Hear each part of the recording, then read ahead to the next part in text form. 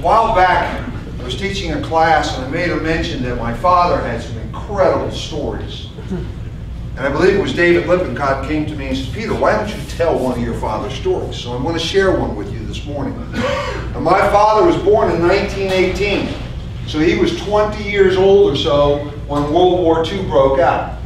And of course, we're from the Netherlands, so my father and my mother were, of course, occupied by the Nazis. And through the whole time that I was growing up, my parents talked about the war, but never really gave any detail of the war.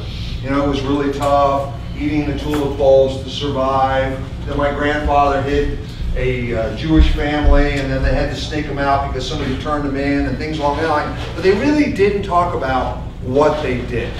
Now, I knew my father was in the resistance, but I always suspected he was more of a smuggler than he was a fighter.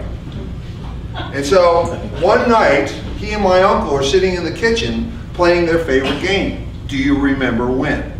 And they would sit there for hours talking about who married who, when was the bridge built, who went to that church, you know, the whole 9 yards. And I could sit there and listen to these stories. It was fascinating.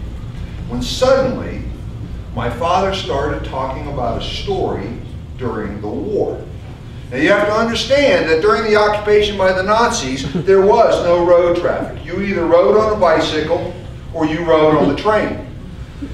And so the trains were absolutely packed, just incredibly packed. People were up in the luggage compartments. That's how packed they were. And so you have to remember, my uncle and my dad were both in their 20s. One would get on the train on one side, and one would get on the train on the other end. And my father would wear this long coat with a national something another party emblem, which was supposed to be a party that was sympathetic to the Nazis.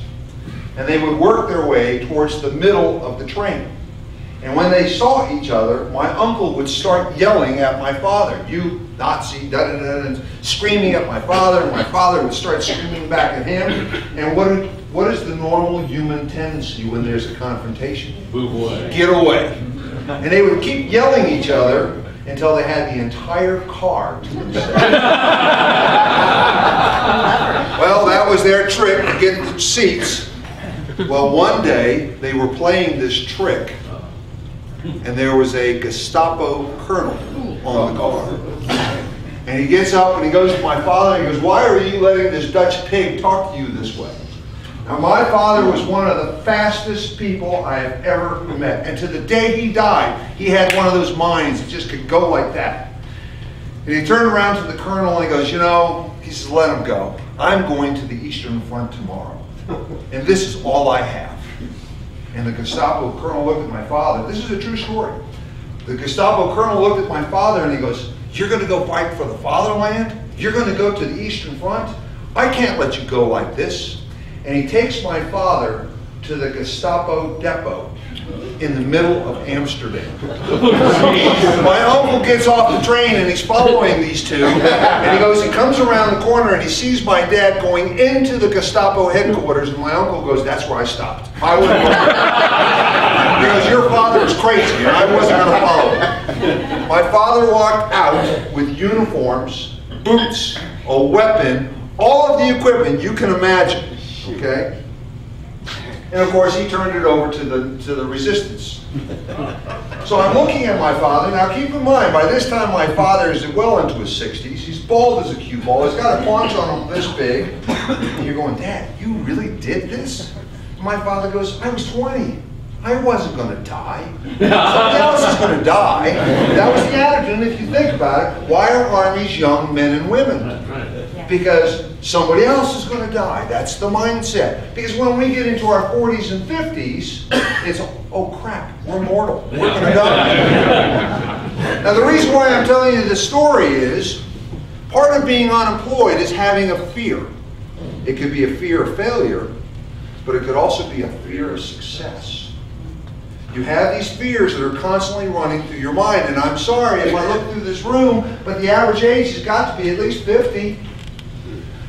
Do you have these fears? Yes, you do. I'm sure you do. What I want you to do is to think back when you were 20, when you had no fear. when you got in an airplane, when you raced a motorcycle, when you drove a car fast, when you asked girls for dates that you knew you didn't have a snowball's chance in hell with. It was okay. You had no fear. If you imagine for a second the job search and the danger that can occur to you versus what would happen if you were captured by the Gestapo, do you see a little bit of difference in the fear? One is real, the other one is in your mind. So my dad's name was Gerardus. We'll call him Gerald for you Americans. So what I want you to do, when you're sitting there doing your job search, when you're writing your resume, when you're getting ready for your interview, and you got that flutter in your stomach. I came in third this past Saturday. I didn't deserve it. It's because somebody else got disqualified for too much time. My speech sucked, okay? I had too much time. I got there at noon. The briefing was at 5:45. The contest was supposed to start at 8, and it didn't start till 9 in the evening. I had too much time. And when I have too much time, I think too much. And when I think too much, I screw it up. And I screwed that speech up. Dwayne was there, he'll attest to it, okay? The key being is, don't overthink it. I should have thought of my father and just gone on stage and given my speech and just be who I am. But I didn't. I want you to learn from my father. Learn from me. Don't think about it too much. Just be brave. What's the worst that can happen? Third place. Third place. To David and Tina's point earlier, this is the time of year where you pull the full court press. When does the next fiscal year start? One of them started in October. Remember, every industry's got its own fiscal year. The next big one is in January. Companies are putting their budgets together today to see what they're going to do in January. Would you or would you not like to have your face the one that they're looking for when they make that decision that they're going to hire somebody and ready to rock and roll? Overcome the fear. You can do it. I have faith in you. I truly believe in this group of people as the finest group of professionals on the face of the earth. You just have to believe in yourself.